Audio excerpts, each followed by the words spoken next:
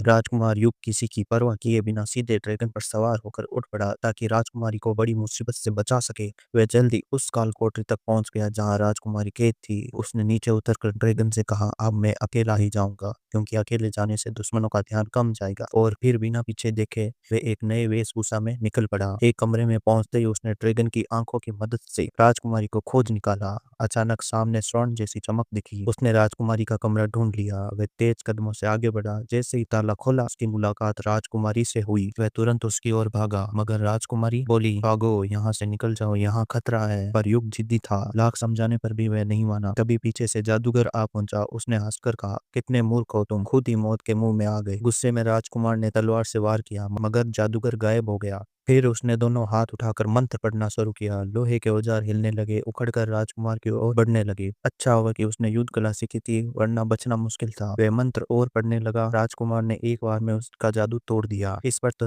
खुद राजकुमार भी हैरान रह गया। जादूगर ने उसकी तारीफ की मगर जादूगर ने चालाकी से भाले को काबू में कर लिया। भाला हवा में उड़ रहा था। अगले ही पल उस पर टूट पड़ा। तभी साई सैनिक ने समय पर आकर राजकुमार को बचा लिया और वो वार अपने ऊपर ले लिया, जिससे वे घायल हो गया।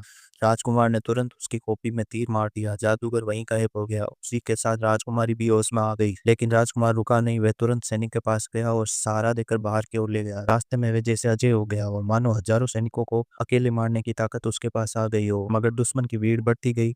वे गिर गए। तभी अचानक ड्रैगन आ पहुंचा। भाग नहीं पाए सैनिक कुचले गए, पत्थरों के बीच कुचले गए। बाकी ड्रैगन ने पूंछ की वार से मार दिए। कुछ तीर चीर फाड़ हो गए। आखिरकार वे ड्रैगन की पीठ पर चढ़ गए और ड्रैगन उन्हें उड़ाकर ले गया। कई घंटों बाद वह सुरक्षित जगह पहुंचे, लेकिन सैनिक खून की कमी से बेहद कमजोर हो गया था। उसने जाना कि अब उसका बचना मुश्किल है। उसने एक कीमती तलवार निकालकर राजकुमार को दी और कहा, अब तुम सच्चे ड्रैगन राइटर बन गए हो।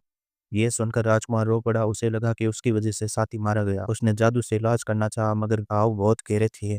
आखिर में उसने ड्रैगन की पीठ पर बैठाकर विदा किया ताकि वे आखिरी पल में भी शाही सम्मान से जीत सके।